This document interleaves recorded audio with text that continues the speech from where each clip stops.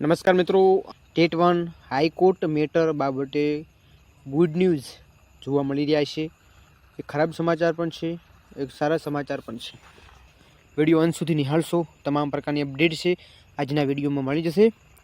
હવે ઉમેદવારો રાહ જોઈને બેઠેલા છે કે જે આગવી જે આપણને માહિતી આપવામાં આવી હતી એ માહિતી મુજબ જે તારીખ આપવામાં આવી હતી એ તારીખ મુજબ અહીંયા સુનાવણી એટલે કે હાયરિંગ જોવા મળશે। મિત્રો હાયરિંગની ડેટ મિત્રો શું ફરી આવી છે એની પણ આજે માહિતી આપવાનું છું। તમામ ઉમેદવારો થઈ જાઓ તૈયાર, કેમ કે આજે એક અપડેટ પણ આવ્યા છે। તો આજના વિડીયો છે એ થોડો 8-1 મિનિટનો થઈ જશે, તો અંત સુધી નિહાળશો એટલે તમને સંપૂર્ણ માહિતી મળી જશે। તો વધારે વાર ન કરતાં આપણે વિડીયોની શરૂઆત કરી દઈએ। વિડીયોની અપડેટ શું છે એની પર થોડી વિગતવાર થોડી ચર્ચા કરી લઈએ।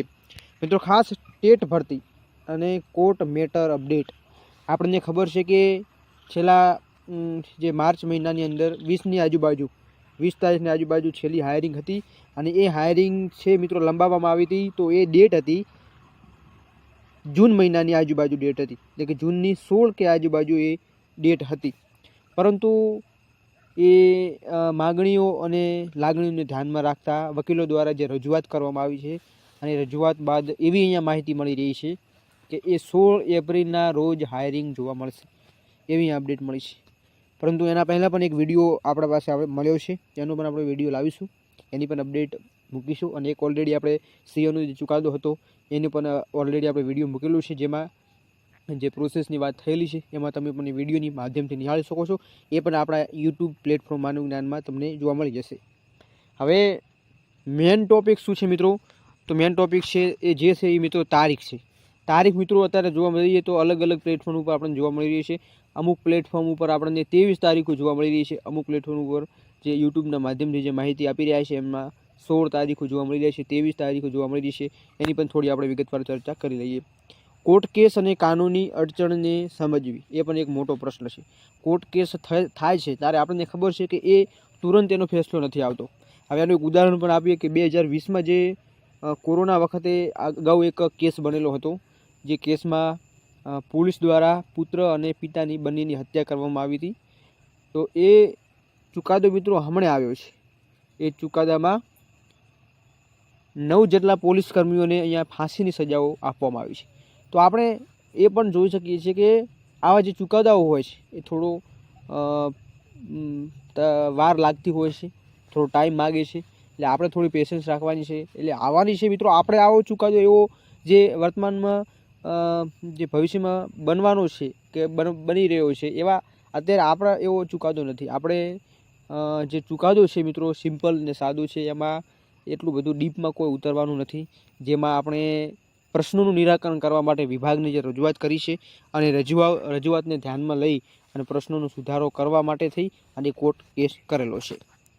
વિવાદનું મૂળ મિત્રો ખાસ એ 20 પ્રશ્નો છે।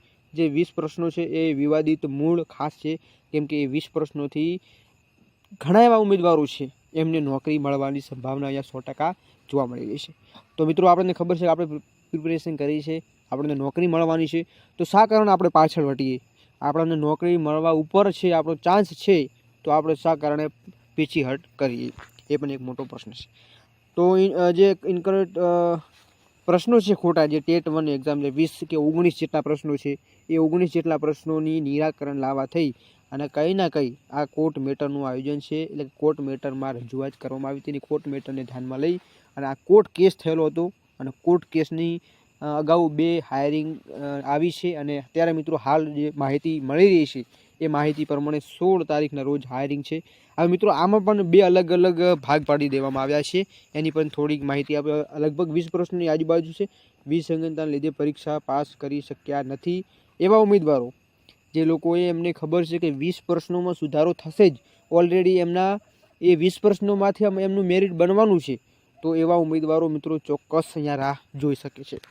હવે હાઈકોર્ટમાં દલીલો અને કોર્ટ રૂમની અંદર એક નજર થોડી નાખી દઈએ કે દલીલો કેવા પ્રકારની જોવા મળી રહી છે। દલીલોની વાત કરીએ મિત્રો તો ખાસ જે વકીલોની નિમણૂક કરવામાં આવી છે જે કોર્ટ કેસ બાબતે, એમના વકીલોએ સારી એવી દલીલો જે કરી રહ્યા છે, જેમાં આપણા તરફેણમાં જે આપણો પ્રશ્નોનું નિરાકરણથી લઈ મુદ્દા વાઇઝ રજૂઆત પણ કરવામાં આવી રહી છે અને વિડીયો પણ આપણે ઓલરેડી મૂકેલા છે।